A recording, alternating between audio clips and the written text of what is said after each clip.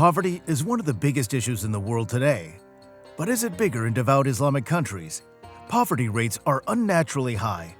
But could they be due to economic, religious, or cultural factors? So, is there a connection between poverty and Islamic nations? Are culture and Islamic beliefs stopping economic and political development? Join us as we tackle the system and find out, are Muslim countries really poorer? Egypt is in the midst of its worst economic crisis in decades. Pakistan is in a state of mess.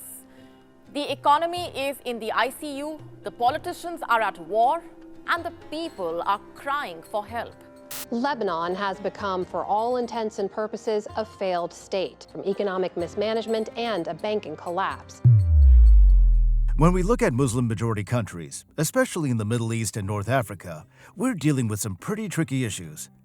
A lot of it goes back to history. These places were colonized and controlled by outside powers who didn't really care about what the locals needed. This upset the economy and politics in the region, making it tough for these countries to stand on their own after they've gained independence. Today, these countries still have a hard time with politics and finances, which makes their economic problems even worse. Muslim-majority nations typically exhibit a per capita GDP that is $5,000 lower than the global average. Back in the day, from the 1960s to the 1980s, things were looking up with some growth happening. But by 1980, that growth slammed on the brakes, dropping to just 1%. Meanwhile, other places like Southeast Asia and Latin America were booming. During that economic slump in the 1980s, it was pretty clear that Muslim-majority countries, especially in the Middle East, were falling behind in terms of money and productivity. Even countries with similar resources, like Spain, Italy, and Greece, were doing better financially than a lot of Muslim-majority nations. The root of these economic challenges can be tied, at least partially, to Islamic beliefs and practices. Consider the history of Islam. It's a pretty fascinating journey that spans over 14 centuries. Back in the day, the Islamic Empire was all about culture, smarts, and making money. Muslims galloped ahead in fields like science, medicine, math, and philosophy. But then things started to change, especially with the rise of the West. During what's known as the Islamic Golden Age, from the 8th to the 14th century, cities like Baghdad, Cairo, and Cordoba were buzzing, as they were the hotspots for learning, with scholars, scientists, and traders coming from all over the place. But then things started going downhill for the Islamic Empire. They had their own internal problems, like fighting amongst themselves, losing interest in learning, and not getting along with different groups. Europe's colonial powers, like Spain, Portugal, France, and later Britain, started exploring and colonizing other lands. They took over Muslim-majority areas, controlling their resources and important regions. But diving deeper into history, Europe moved on and had the Industrial Revolution. They came up with new technologies like steam power and fancy machines for farming, making it easier to produce things. So while Europe was on this roller coaster of growth and success, places like the Middle East were struggling. In today's world, the struggle for economic progress in Muslim-majority countries often comes down to one key issue: weak governance and institutional shortcomings. You see, there are some serious problems like corruption, lack of transparency, and leaders who hold on to power with an iron grip in Muslim countries. It's a setup like that. It's tough to manage resources properly and ensure a fair distribution. But here's the thing. In many of these countries, power and money are concentrated in the hands of a small group of people. This kind of inequality doesn't just hurt people socially. It also puts a damper on economic growth. So what happens when governance is weak and power is concentrated in the hands of a few? One consequence is that innovation and creativity suffer. Without a level playing field for all members of society to participate in the economy, potential breakthroughs and advancements are stifled. This lack of innovation doesn't just slow down the economy, it also keeps those countries stuck in a cycle of poverty. Now, if you're enjoying our content so far, like the video and hit the subscribe button to follow along for more. Now let's talk about the education system in many Muslim-majority countries. You see, there's a bit of a problem there. While religious education gets a lot of attention in places like madrasas, regular school education often gets left behind. That means there's not enough focus on things like critical thinking, science, and technology.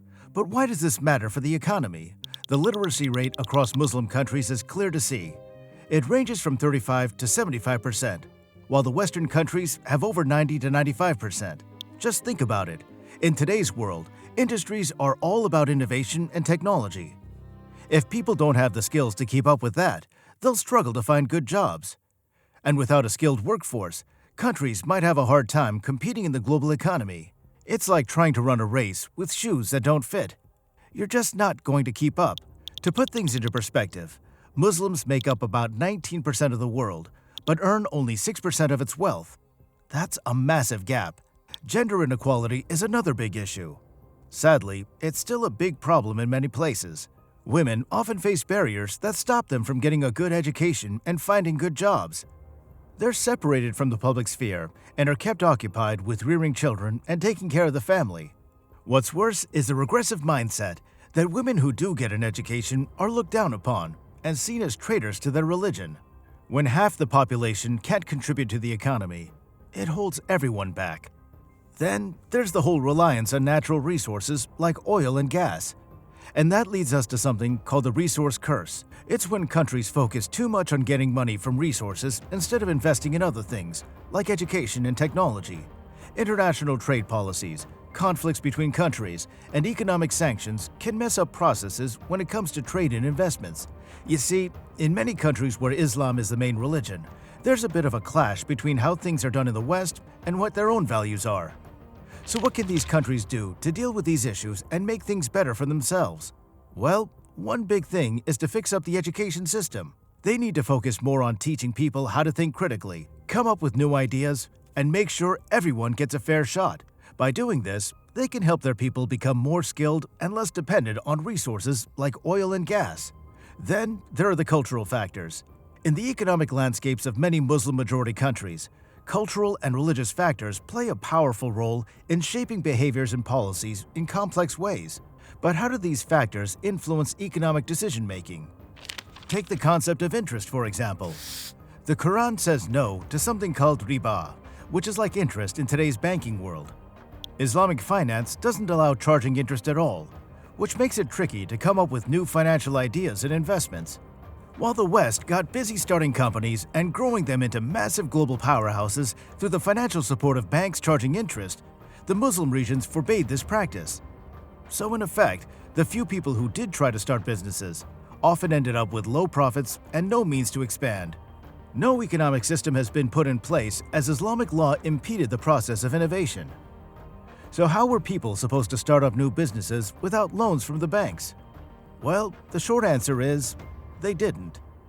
Then, there are the Islamic inheritance laws.